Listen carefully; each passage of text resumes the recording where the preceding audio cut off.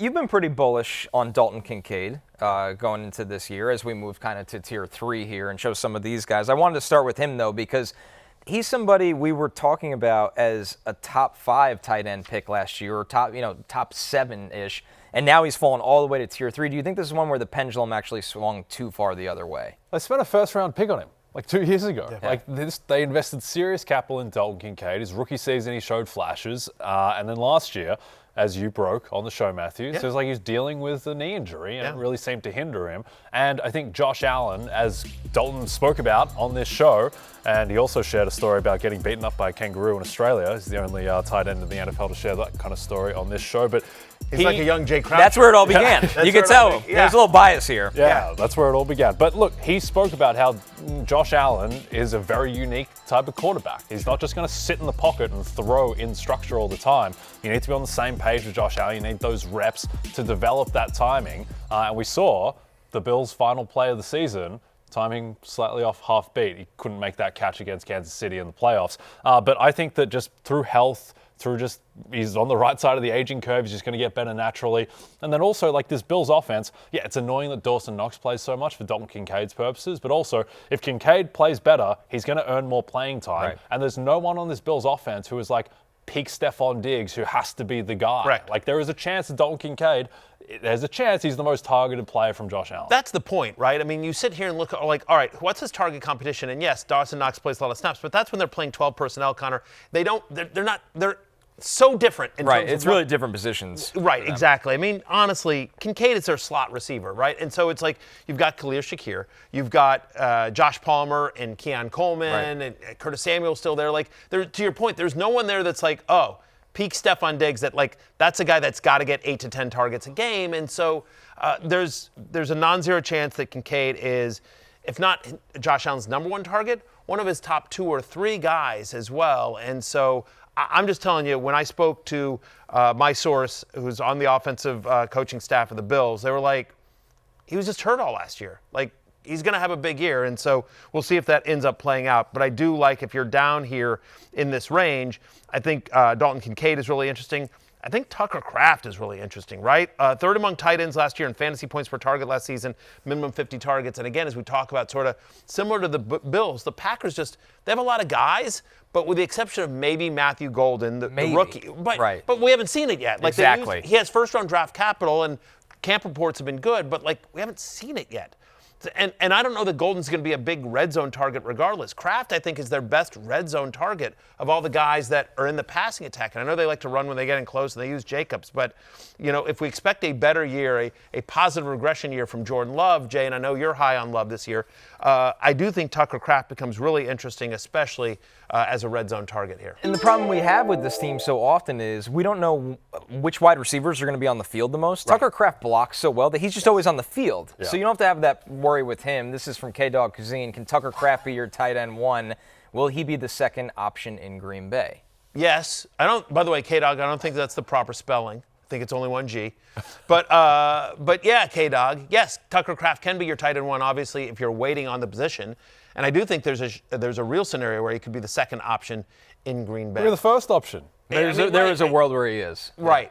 Some weeks, not. But again, they sort of spread it around. They're going to be more run heavy than not. But yes, again, what do we care about? When you're down in this range for tight ends, you're really just hoping, can I get a guy that's going to get a touchdown? If you don't have one of the elite guys, all these tight ends are sort of touchdown-dependent tight ends where you're like, when they score a touchdown, it's great. And so I just think Tucker Kraft has a better shot at scoring most weeks than most non-elite tight ends in the NFL there as well. So, yeah, I'm in on him. I think a couple of guys you could argue about. Quickly on Tucker Kraft. Yeah, go for it.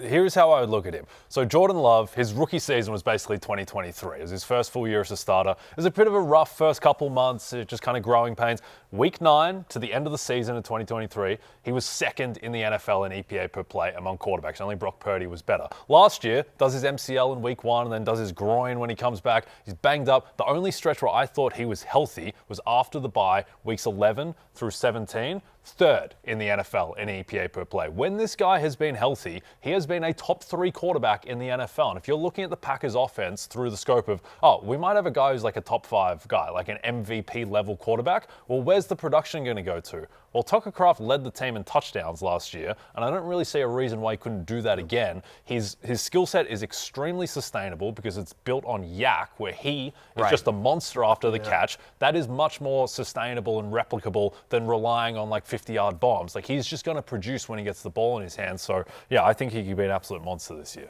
Yeah, really like him as well. He made the Love list. But speaking of Love, how about Colston Loveland? Final preseason game when he was playing with the starters, 71% route participation. Connor, by the way, that's thanks to our friend Dwayne McFarland at FantasyLife.com. He does a whole preseason utilization article. Highly recommended. I would go read that and check that out. But Loveland, who a lot of people were surprised was drafted over Tyler Warren. He was the first tight end drafted this year. And he lands in a great spot with Caleb Williams and Ben Johnson. All right, and Ben Johnson, who did an excellent job being a part of the process to take Sam Laporta at the top of round 2 a couple years ago and give him a mammoth rookie season. The skill set can be used the same way. So Loveland, it's more just there's a lot of mouths to feed in Chicago that it might be, year 2 that he has that monster year. And here we go from JM. Does Loveland match Laporta's production in Ben Johnson's offense? I think that's a lot to ask year 1, but he'll know how to utilize him, which is the most important thing. Cole Kmet is still there and still it's. I mean, Laporta, I think Laporta's production in Ben Johnson's offense his rookie year, he was a top 5 fantasy tight end. And I don't think we're saying Colston Loveland's going to be a top 5 fantasy tight end. And I will just say, give me Tyler Warren over Colston Loveland if you're looking at a rookie tight end. Having said that, again, if you're in a deeper league, if you're looking for a second tight end with maybe some upside, especially second half of this year, or you just sort of punt the position and you're kind of down there looking through some of these guys, I do think Loveland is kind of interesting. And by the way, Jake Ferguson, as we talk about this, like, we are high on the Cowboys offense this year, going to be throwing a ton. And Ferguson, who was hurt much of last year, but the year before was very productive, especially in the red zone. Dak Prescott throughout his career has always liked to target the tight end, especially in the red area. So I do think Jake Ferguson, fully healthy as part of this Cowboys offense, could be a nice thing this year. I think this Cowboys offense is now one of the most streamlined and easy to understand fantasy offenses in the NFL, kind of in a similar way to the way the Eagles passing game has been, where, all right, it's just A.J. Brown, Devontae Smith, and Dallas Goedert. That's kind of it. With Dallas, it's just Pickens, Lamb, and Ferguson. Like, I don't think anyone else is really going to get into the mix, so it's a very known role. And Dak is, I think, outside of Joe Burrow, I think Dak is the most likely guy to lead the NFL in passing yards because this team's just going to have to throw a ton. Yeah, Baskets on YouTube asked, are we sleeping on Ferguson with a healthy Dak all season? That's definitely the reason to be glass half full. I think the half empty-ish would be George Pickens should get more targets in this offense, being a new face there. But yeah, Jake Ferguson, I mean, he's somebody that if you don't want to spend capital to get a tight end, he probably gives you a high enough floor at the position. Yeah, Baskets, by the way, it's only 1 T. Once again, misspellings all over Not the for place. Stone Smart. Yeah. Speaking of tight ends. It's fair. Yeah, some people do prefer the second T. Fair. But Baskets, you're 100% right, because it's not only a healthy Ferguson all year, who he was banged up, but it's a healthy Dak as well. And so, again, Ferguson last year at this time was going as a top 10 fantasy tight end. He's being drafted tight end 8 or 9, and so we don't think the talent has gotten any worse. And so if he's healthier and Dak is healthier. 2 years ago, Dak Prescott finished second in MVP. Like, it feels like a lifetime ago. He literally finished second, and Jake Ferguson got over 100 targets from him that year. Hey, it's Matthew Berry from NBCSports.com and RotoWorld.com, and I want to thank you so much for watching whatever it is you just watched, or if nothing else, being too lazy to click out of the autoplay after this video started, after whatever it is you actually wanted to watch finished.